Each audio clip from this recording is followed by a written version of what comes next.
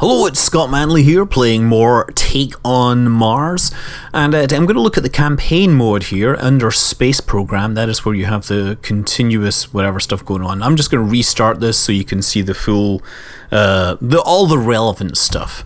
So this does come with a lot of the tutorials. I'm going to skip over them because I don't think you want to listen to somebody else reading out the tutorials, and I don't really have time to sit and wait. First question you get asked is, do you want to use game time or real time? Real time basically maps the rotation of Mars to the real rotation of Mars. So pretty much if you log in and your only sight is at night time, then you have to wait, several hours until the sun rises on Mars. Everything is keyed to the real Martian rotation, which kind of screws over people that are in the wrong time zone right now that have just downloaded this. It means that they have to wait until the certain time before they can actually play this. Game time is obviously a whole lot better because it means you can skip time and everything. Neither of them, incidentally, deal with the whole 20 minutes to send a message there, or 2 years to wait for a launch window and then another 8 months to land something.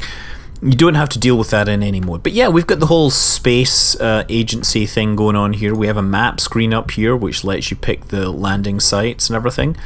But more interestingly, I guess, to start with, is we have the lab where we can go through here, down the nondescript corridors into the stainless steel decontamination chamber, which sprays some sort of particle effect over you. Obviously doing this is cheaper than creating an animation showing you putting on your white suit with your paper gloves and food things and everything. I don't know what they call them. A contamination suit. Yes, but we are in the clean room now, which still has like a tool chest that looks like it came out of Home Depot. So I can select construction, and this is actually very early days, so we can just look at all we have is a small lander body.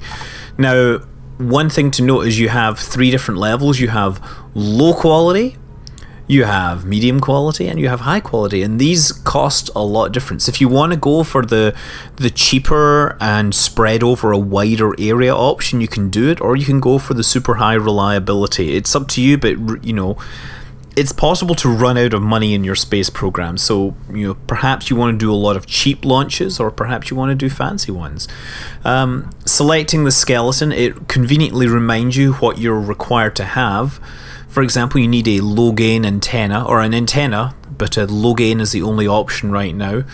You need power sources, so you can stick some batteries in there. And it said you need some cameras, and so you can stick your wide angle camera and your zoom camera in there, and an environmental monitoring station. And there you have a design, which you can of course go off and test and save, but actually the default vehicle works with this. I'm just going to skip over this. We don't need to worry about it at this time. Just going to go back to the main area.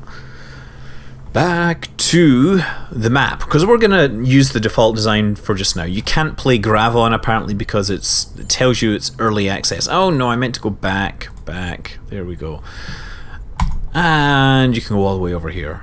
Yes, so we have various launch sites. It tells you if you try to unlock this, it costs 2,000. Current budget in the top right is 1,000. This one is 300k. That's excellent. So this is this landing site. One thing actually, this area here, the light area, represents where it's daylight.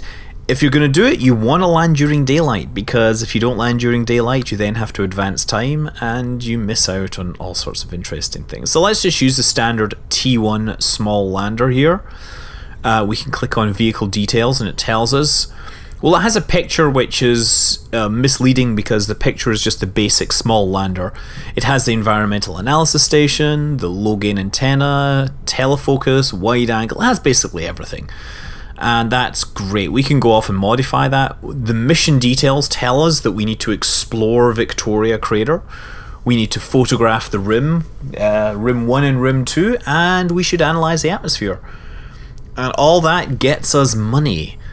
The money bears no relation to any kind of reward you might get, but let's go for it. Launch vehicle, and it gets there instantly. You can, move the landing site around, but you pretty much want to land right on top of that so that you can complete the mission.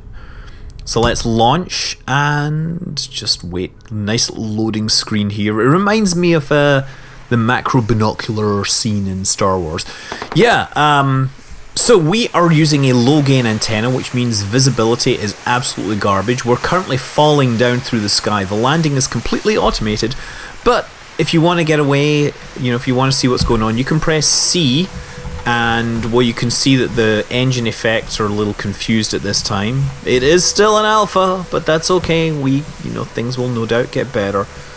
You can admire the Martian scenery from up here. See the dark markings there, and I don't know, there's a little crater on the side there. That's a nice one, which we'll probably get to explore later. But we're coming down into the crater. As I said, landing is completely automated, and if you want to watch it, it looks a lot better if you watch it from the outside. So you can appreciate, well, okay, obviously the effects on the engines need a little work there, but you can also see the whole of your spacecraft working. You can actually rotate the science platform while you're going down. Most spacecraft don't let you do that. There you go. I mean, most real-life spacecraft don't do anything so dramatic while they're coming down. They generally try to concentrate on landing in one piece rather than taking pictures of everything. There we are. Nice. Get the dunes that are on the bottom of the crater. We'll watch the landing gear come out. There, nice. And it's just going to bring us down extremely slowly. But 0.5 meter per second. I'm not sure actually how fast Viking landed for that, you know, now I think about it. But I suspect that it was a little less conservative than this. But look, we are landed. And so now, if we go to missions, we should have at least attempted our first... yeah, we've already completed the major task of simply arriving at Victoria Crater. Now we can go to the tasks. So the first task is photograph the rim. So we'll switch back to the internal camera. We have wide angle and we have telephoto. So let's go to wide angle. And to take the photos, you click on the camera heads up display and see these green things? Those mark where you're supposed to take pictures. So I click on it and I've now taken that. So we pan around looking for green crosses. And so I was basically taking pictures off the rim. And if we get a green one, then it includes all the points. There, we completed the whole of photo rim number 2. So now let's pan a little further across. Take some pictures there. And keep panning. Obviously the wide angle one just works fine. So, you know, if you wanted to save some money, you could include only one battery on your rover, on your lander. And you could only include the wide angle lens and you would probably get the same amount of cash. There, okay, so the next thing is to analyze the atmosphere. Oh, minor tasks have been completed already. I mean, I don't have any environmental monitoring station. Start that. Do not move instrument. I'm not moving my instrument. There it is there. It's, I don't know, doing its thing. I would think that it wouldn't matter too much for the environmental monitoring station.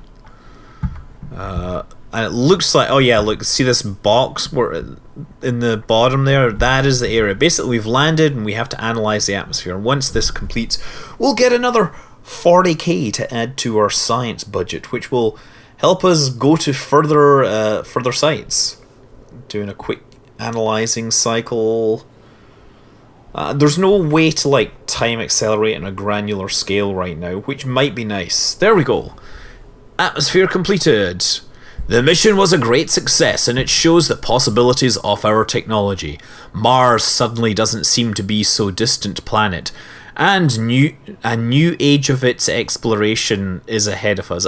These guys are from Czechoslovakia or the Czech Republic, so I'll point out their English is better than my Czech, so yeah, the atmospheric pressure on the red planet's surface is less than 1% of the atmospheric pressure here on Earth. The atmosphere of Mars comprising mostly of carbon dioxide, nitrogen and argon.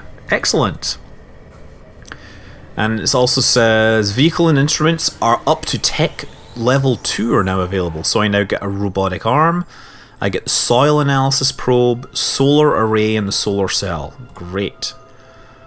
And also says, based on the soil analysis, it is evident the area contains a high volume of phyllosilicates, indicating past water flows. You'll see that a lot. Okay, no mission assigned. In fact, there's no more missions, so we want to return to the launch center, so we'll disconnect from this. And we should have the new space probe ready to go. We've got it here, so we can go straight back to that probe. Oh, we can also turn that light out. So we haven't got enough cash to unlock this one, but we have new missions here. Because we were there, we've got new things we can do. So the mission here is to analyze the dark streaks. To successfully complete this mission, you will first need to land your vehicle exactly on one of the dark streaks so that you are able to execute subsequent analyses. After landing, monitor the Mars atmosphere in this area, but the most important task is to perform an analysis of the blue sand from dark streak with a soil probe. Optionally, you may also photograph the dark streak from and two nearby impact craters. So they actually offer me a T2 small lander, and you can see the vehicle details. It includes a robot arm. Again, the picture is misleading. It also includes the new fancy soil analysis probe, and mission details tells us what we could do. Let's just launch vehicle. Now, again, I've had this fail on me before, but this time hopefully it will work just fine. Let's go and see what happens. So, oh, we have a heat shield this time. Look, press C. So we can see the heat shield separate from the inside. There we go. Yep, and we can of course come way out and we can see, okay, we can see the engine flares. Not quite perfect. Let's go to the log menu, just so we can see if things went wrong. Sometimes I've had thrusters fail on the way down and it decided that I had to compensate, but it missed the target by quite a bit. I'm obviously aiming for these narrow, dark streaks, and if you don't get on those, I had one that landed a couple of 100 meters away and it wouldn't let me do any of the mission, basically, so I was completely messed up, and I had to send another one. But this one seems to be going nicely on target. Let's turn the camera around so we can see it from this one. I guess this is the same structure, but it's fitted with a solar array this time. You can of course turn everything around. Oh, now it's just, well, I guess there's nothing to do but wait for this thing. I think this is a far better way to do it. Oh, I've unlocked an achievement, the keys to the rover. That's probably because I've been doing it for 3 hours. That's what it says. And just waiting for this to come down. We actually have multiple cameras now as well. So if you have this camera for the landing camera, this one. The landing camera is kind of cool. You can see it going all the way down. You explore streaks completed. Excellent. That's one thing done. Oh, log. We've done the analyzed atmosphere. So we've completed major tasks. Let's go to the task. Analyze the soil. Okay. So to analyze the soil, what we got to do? Okay, let's bring this around and see if we can see the robot arm. It's hard to do this. I'm just gonna take a look. Okay, so to analyze the soil, you have the robot arm left and right here, and I'm just gonna see if you can see the soil. The soil probe is just like underneath it, but it's hard to see there. But I think one of these moves it down. Okay, I don't know what that is, but that's going down. And nope, they're just a little too high. Now the other one comes down, the soil probe. There we go. Oh, well, why is the engine running? That's not cool. Let's switch back to the interior view. Okay, you see that? Oh. Yeah, so we should switch to, switch to this. It says ready to probe soil. So we'll probe the soil. So you have to switch to instrument mode to obviously use that probe instrument thingy. I'm not sure what it actually does, what the actual description of it is, but no doubt there will be some technical stuff explaining that it scoops the soil up and bakes it in an oven to determine what comes off it. It uses a microscope on it. Maybe it squirts some water over it to see what happens. Yes, Dark streaks. Major task complete. The dark streaks are a bit of mystery. Our analysis shows that only a very thin layer of material at the surface was affected during the process of forming. It indicates that those streaks are probably remnants of a previous sandstorm. The soil analysis also reveals that Martian surface dust is rich with ferric oxide or iron oxide, which looks red to the human eye, and this compound probably gives the planet its reddish appearance. Great. So close this, and so we've now unlocked Tech Level 3, which includes small rover, alpha particle X-ray spectrometer, radiation assessment detector, hazard avoidance camera, navigation camera, and the solar array for the small rover. Excellent. So we're moving forwards, but we still have things we can do right now. We can bring these things back in, incidentally. Oh no, we want to do this. Yes, bring both these probes back up now. We don't need them anymore. So we'll switch to the telephoto wide. There we go. Okay, so now we want to take the cameras, so we have to switch the controls back to the science platform, and we want to take to the camera HUD. Camera heads-up display. Now turn around, find the pictures, take pictures. Photo creator's complete. Go around this way till we get them in frame. That doesn't look, there we go. Okay, more pictures. That's faster. And keep turning until, I hope these things aren't, maybe I have to take a photo at the ground. Is that what it is? Or are they up there? Oh, there's some there. Okay, let's take those. Take pictures. Is that it? Is there more? No, there's more over this way, I guess. It seems to be very confused. I wonder if they're on the ground or something. Let's try turning around at the ground level and see if I can find these things. The red... I can't actually take this picture somehow. Well, maybe I have to take wide angle? No, I'm taking the wide angle. I'll take the zoom in. I don't know how to take these pictures. Oh, there's one there. Aha. I guess the telephoto lens is important for some of these things. Snapshot. There. Excellent. I've got all the missions, all the photos. I am in the money. No more missions assigned. So now I can return to this, disconnect. And so we should, at last, be able to build a rover. Finally, we get into the real game here. So we have this new site to explore down here. And I guess the one to start with is the sand crater, which is major, minor, negligible, minor. So this is the one we're going to do, right?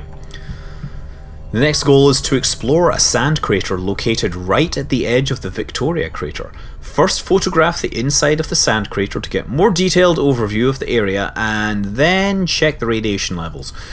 Due to the suitable position of the location right next to the large crater, it would also be convenient to take some photos of Victoria's rocky edge. Okay, so the vehicle in this case is a rover, and you can see it has all these extra bits and pieces. The picture is starting to become somewhat accurate. So let's start this. Mission details, launch vehicle. And we're just going to launch here. And once again, we shall have a descent sequence where we can watch it from the inside if we like, but it will just be this kind of, you know, I am looking up in amongst skyscrapers or something. I'm talking to the Triforce.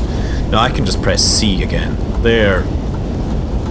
The whole thing is falling down on a sky crane.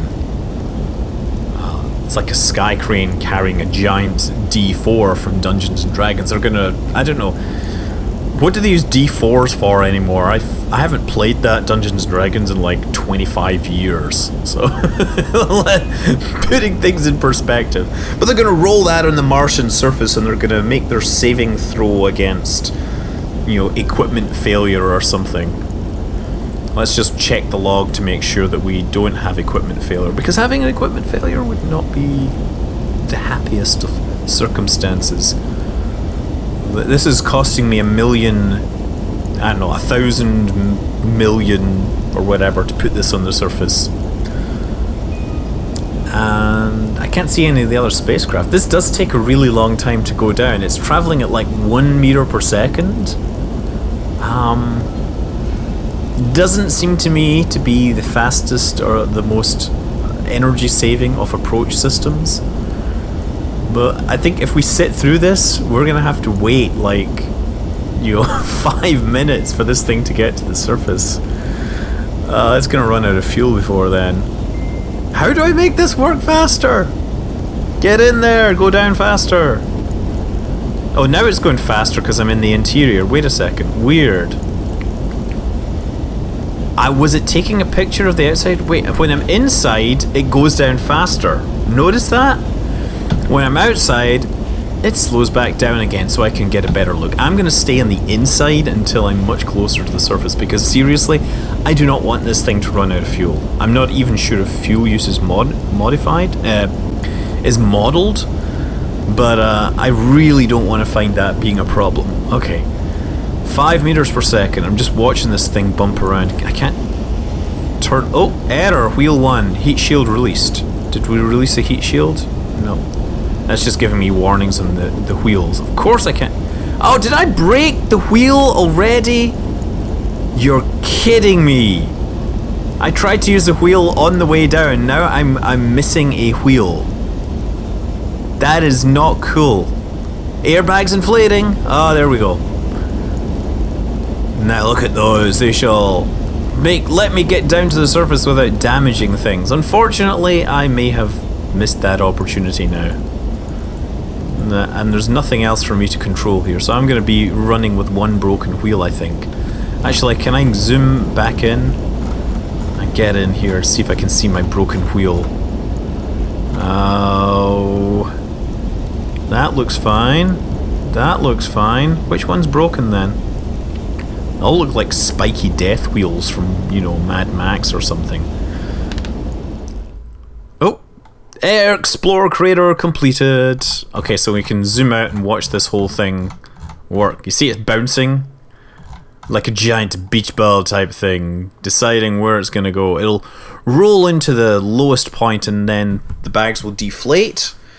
This is very similar to, I think, is it Pathfinder? It's such a long time ago. Mars Pathfinder was the one that had the Sojourner rover, and it was basically like a pyramid, and then it unfolded like this, and in there was the rover, and the rover could drive itself around, and hopefully it hadn't broken its wheel like I have. Here we go. I think I can now reverse. Oh, let's see if this works. And so this one, actually, the camera is on the front, is on the back, so you have to reverse it around everywhere, right? So that's an important thing to realize in this one. The other important thing to realize is that there's an instrument on the back here. This is the APSX or whatever. That's on the front, but it's in. You have to drive around in reverse to use it. Okay, tasks. Photograph the rim. Is that the first one? Is that the only one we want to do? Next task. Photograph rim 2. Photograph inside of the sand crater. Okay, so let's start photographing things. So we gotta find where these things. Oh man, we're turning really slow. It's gonna be faster to turn this way, I think. Oh no! Please don't be stuck. Now I appear to be stuck. This is not good. Now I've broken 2 wheels. Yeah, I think I should have been more patient instead of trying to drive while I was still descending through the atmosphere. Well, regardless, I think that's the end of this mission since I can't go anywhere, I can't photograph anything. At least I made some cash, but I don't think that I have enough cash now to actually perform any of the other mission objectives. So I don't know where I can go from here because I have no more cash left. Or I have cash, but I don't have enough cash to buy one of these rovers. So yeah, note to future self, be more patient. The game is Take on Mars. I'm Scott Manley. Fly safe.